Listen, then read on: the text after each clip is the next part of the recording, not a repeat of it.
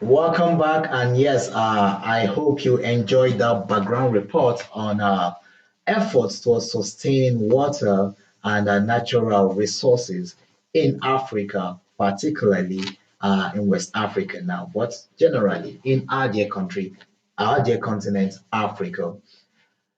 It's amazing the damage that we've done to our society, our ecosystem, our community, our environment. However, hope is not lost as we are blessed to have some people who are dedicated to creating awareness, to making effort and bringing this issue to the front burner so that the necessary policy, the necessary formulation of those policies, and its execution across the different countries that make up the sub-Saharan Africa, West Africa, and the entire continent itself is not only made but implemented and supervised. This morning, I'm happy because we have two of such gentlemen in the studio, and we'll be talking about the efforts they've been making towards helping us have a very vibrant and healthy environment. Permit me to introduce Professor Sheikh Mbao. You're welcome to our studio, sir. Thank you so much for inviting me. Yeah. My first time in Abuja, impressive city, and very happy to share my Wow, views wow, with you. wow. So we welcome you warmly to our city, to Abuja, our very beautiful city. We like to call it our great Yeah, city. absolutely. Yes, Professor Mbao is the Director General of the Ecological Monitoring Center, Dakar, Senegal, and he's also the lead for the Institute for GMES, that is GMS Africa. Yes. Yes, and yes, Professor Mbao is here with another eminent, this time eminent Nigerian. Yes, I'm talking about Gary Agbaji, Gani Agbaji. Yes, you're welcome to our studio, sir. Thank you very much. I know you are an Abuja man already, so I don't have to say you're welcome to our city. Yes, and Mr. Agbaje is the president, Africa Earth Observation Experts Network for Flood and Wetland. That is a very big one. You're both welcome to Good Morning Abuja and welcome to NTA. Yes. So let's start with you, Professor Mbao. Permit me to ask, how has it been so far? How's your stay in Abuja been? Have you had the privilege of enjoying very clean, fresh air? Absolutely. There is some, when you visit a new city, always the way you project yourself to the city and when you come to the reality you see. Yes. I must say, I was completely overwhelmed by the quality of the large streets, the greens around Abuja, the way the urban planning has been implemented, the way the service of the urban city has been distributed, the business district, the administration district, and the housing processes.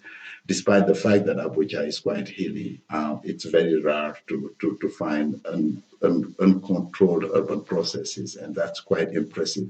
I've Thank been you. in many countries, but this is really an example to follow. Thank you so much. And I take great pride on behalf of all residents of this city to say we now feel extra proud to be here in this city playing our part. But, Professor, you're here because you are advancing an issue that concerns every living thing on this continent, not just the humans now, not just the animals, but even the plants and everybody. And in advancing this course, you've had to research, you've had to do a lot of things. Let's share your thoughts on what it is like managing our wetlands and the ecosystem as against the dangerous practices of most times we humans that damages this. Thank you for the question. I think it's a huge question that can't be evacuated in just one interview. I would like, for the sake of the people listening to us, to try to understand what a wetland means. Um, if we take the example of Nigeria, Yes. one good example of wetlands would be all the kind of ecosystem you have in the Niger Delta, in the Yes. southern part of the country, which is really populated by high diverse mangroves and a lot of secular practice by communities for their own livelihood, for their own lives, with a lot of resource, endowment Yes. that they're tapping with to make sure they are resilient in their life. But this type of wetlands, which is kind of interfacing between the ocean and the land, is quite, sensitive with climate change, with sea level rise, and not the least when you get gas and petrol extractions, it creates a human dimension or anthropogenic overlay on the type of issues that we have. But the other type of wetlands, which is not least important, is the inland wetlands, where we have lakes in the north of Abuja, which is a source of fresh water, which is also a source of ecosystem services. That's a place for agriculture. That's a place of pastoral actions. That's also sometimes place of mining. And you cross your imagination across West Africa. Most of those wetlands are the places where we tap in, city waters to make sure that we provide water with the community. That's also a place where you take water for irrigation to fulfill food security and the like. It happens that both type of wetlands are now, subjected to heavy pressure related to climate change and human attitude and the like. Historically, wetlands have been the site where civilization has been taking place, but also many conflicts, like Chad in the north of the Yes. country. Civilization, if you take Mesopotamia, the Mopti wetlands in the interior delta in Mali, the Lac de Guerre in Senegal, and you cut across, Okosombo, lake in Ghana, etc. All those places are places for resource opportunities. We talk about the vegetation, but also electricity. A lot of power production comes from those rivers with a lake, connected to it. Yes. So with climate change, what we are having is rapid change, not only on the water evaporation process and the quantity of water we have, but we have a lot of change in the landscape around the lake. So if we think of wetland just only on the water body of that wetland, we are missing the picture. Yeah. The big picture is the whole basin, which is connected to that wetland. All the activities around the lake, all the vegetation which needs to be stable around the lake, which makes some kind of resistance against erosion, pond clogging, but also the quality of water. And everything in the direction of climate change and everything in the direction of human impact is really changing drastically.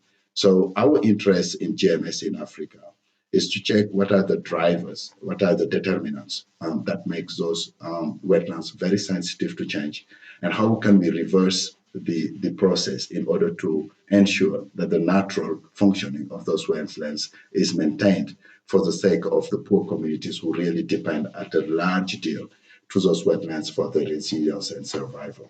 That is very impressive. What you guys are doing at GMS. Considering, I quite agree with what you said, saying it's not the immediate communities who are only affected. We in this country have seen the impact of the Lake Chad drying up, and that's why we strongly support the intervention to recharge the Lake Chad. Now, with all this problem happening, we cannot even begin to say these are the problems around wetlands and the effect of climate change on wetlands because how do we take it? Is it the economical problems? Are we going to look at the social problems? What about the cultural problems?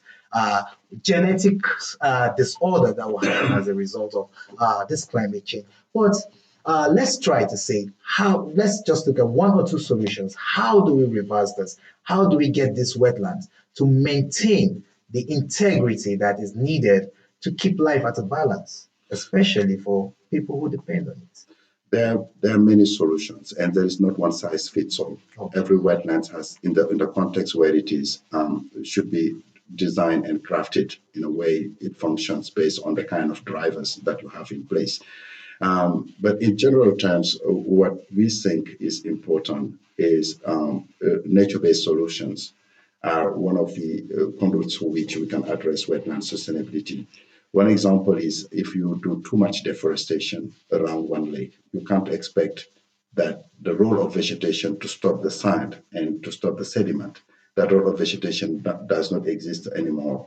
So when water comes, the flash flooding that Prof was mentioning earlier, will bring not only water but a lot of sand and poor quality of pollutants, which will destroy the quality of the water. So having a watershed management perspective to make sure that we preserve some natural process around the lake is something which is very important. That's number one.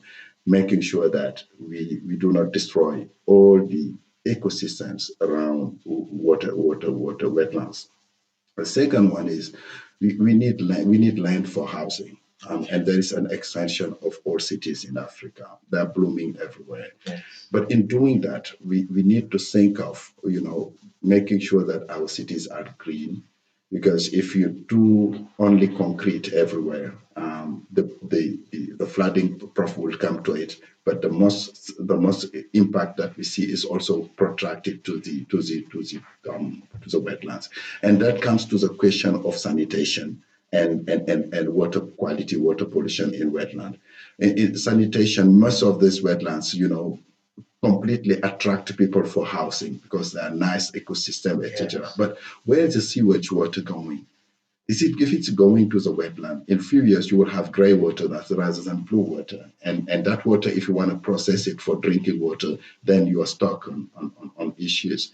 The third thing is the economic activities around wetlands. Wetlands are not just there because they're nice to be seen. There are places where you can have not only fresh water, electricity, as I said, but a lot of economic activities, pastoral activities, food from trees, tourist activities. Many tourists will go to around wetlands to enjoy the landscape, and those economic activities will be completely destroyed. So the entry point to me should be balancing the ecological objectives with the economic objective and try to get management plan that consider the whole watershed than just considering the water pound itself. Okay, so wow, wow. This is it's even a bigger picture than I thought. But let's come to you, Professor Gani. It's important that when we discuss wetland and the ecosystem and the effect of climate change on this, the first line of attack that the climate change itself sends us is a flood, and that is where you come in. Now, let me hear your thoughts. What is flood? What causes flood? How is it related to this issue? Well, thank you very much again. You can see that when it comes to habitation, human habitation, it's always very close to the rivers because we talk about transportation in those days. It's It's through the through the waters. rivers. And you want to be close to the water for fishing. That's true. So there's a lot of pressure on our wetlands. Africa has one of the richest in terms of ecosystem, biodiversity, beautiful scenery all over the place. Naturally, they are there. But they also serve as traditionally as where to sustain ourselves in terms of food security. But the issue now becomes what are the impacts of human on these wetlands? Wetlands. We need to manage what we introduce into the wetlands. Naturally, from the rivers, you have their subsidiaries. Take it from the basins. You need to manage the basins. If you manage it well, one way or the other, because naturally there'll be rainfall, there'll be high precipitation here and there, the water will flow and find its ways. There are natural ways the water takes before it, and it comes to the town. When it gets to the town, we block it, we divert it. The construction that take place, especially in the towns and the urban areas, has changed the land use, the land cover, the way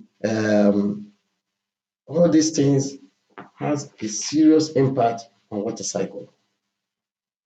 Our drainages that we constructed, are they enough to take the diversion we've given to the rivers or the water coming when the river overflows is banned? It must have a place to breathe and come back. The floodplains have been taken over by human beings because they want to enjoy the fresh air from the sea. All this, if they are not well managed, you have flood. Yes, there will be policies. Manage those policies. But how do you know you have to manage the policies? You need to be able to observe what is happening on ground these days in the 21st century with satellite data. Well, we've been having a wonderful discussion on our environment. And of course, I've been speaking with both Professor Mbao and Professor Gani. And we've been taking it from two angles where they are very vast in their researches. We are looking at the wetland and the ecosystem, as well as flood, as well as Earth observation, that is the use of satellite and technology. Very quickly, because we are pressed for time, Professor Mbao, from Senegal, where you are, to all the places you've been, and now Nigeria, tell us very quickly, what can we do? What is that language we can speak across board that we will all understand and do the right thing? Well, thank you. First and foremost, I think when you're looking for a solution, you're looking for evidence to guide your decisions. What JMS is doing is to give evidence to the decision makers. Okay. If water quality is poor, we can find it. If water resources are poor, we can find it. If wetlands are destroyed, we can find it. If flooding is happening now and what's the risk of flooding in the future, we can tell them. So being equipped with this kind of modern technology results, outcomes, we are able to influence the planning process, but more importantly, how we allocate budget in responding to those solutions. It will be having some budget implications. You can't just manage wetlands and flooding out of the blue. So our solutions are manifold because the ecosystem which are involved in the process are very complex. The urban system that Prof was mentioning is having so many impediments in the way land is used and etc. So we need to bring those evidence. We need to use Sentinel data. We used to use all the kind of information provided by European Union to African Union to us to respond to those issues. And the good news is, despite the fact that we have many issues, where do we come from in terms of data acquisition? From the 70s to now, with the little options that we have with few satellites based in the United States, we are now in a situation where countries like Nigeria have their own satellite and producing their own data. Where we had issues of getting laptop computers and computing capacities, now it's everywhere and protracted. Our storage capacity in terms of IT and artificial intelligence and deep machine learning is now being real in our countries. So the technological options are here. The human resources that we need are here. What we need is to how to translate that science into policy making. And we are working hard at GMS to make sure that the awareness raising, the content of information that is relevant to policy is being established in order to connect the dot between science and policy to move forward with those issues. Okay. Professor Gani, very quickly, are you sharing the same line of thought with Professor Mbao? Yes, very much. I believe that there's some physical action that we need to take. Yes, satellite imagery. Africa is coming together and sharing data and looking for sources of data. One, we need to do more in terms of capacity building. Two, agencies that are currently in charge of wetlands and flood in Nigeria. Things have changed. They need to imbibe the new ways of doing things, and they are part of the stakeholders in all this GMS endeavor. Need to retrain themselves. The second one is about creating awareness that come and take it and own it. What GMS has done through the collaboration with the European Union is to say, let researchers in Africa work together. If they work together, solve the problem for Africa. That is So true. what we are doing now to integrate solutions from the other part of the country down to the south and say, let's come together as brothers and solve the problem. But the one that is very key to the local government and the state government or council or whatever is their drainages. They need to be clearing it.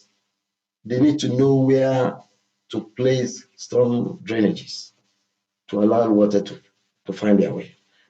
The second one is that the throwing of garbage here and there without any recourse to the policies can cause us a lot of problem in future. Thank you. Wow. Despite how bad the situation might sound, trust me, it's not that bad that we cannot take one thing or the other from our conversation with this gentleman.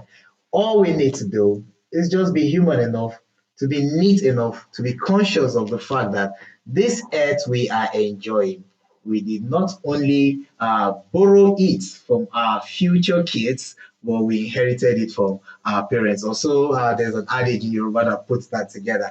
Whatever, what we are saying is that we all have a role to play. Thank you for coming, Professor Thank Mbao, you. and thank you for coming, Professor Gani. Then you. Agbaji. There's a lot that we can do. There's a lot that we have to do, and this conversation is an unending one. We'll continue to have it as time goes on. That's why I look forward to seeing you back in this beautiful city, Abuja, in the nearest future. Sure. Yes. Thank you. So let's go on a short break. We've been talking environmental matters and how we can all play a part, especially with the efforts that the European Union, the African Union have put together in supporting GMS Africa.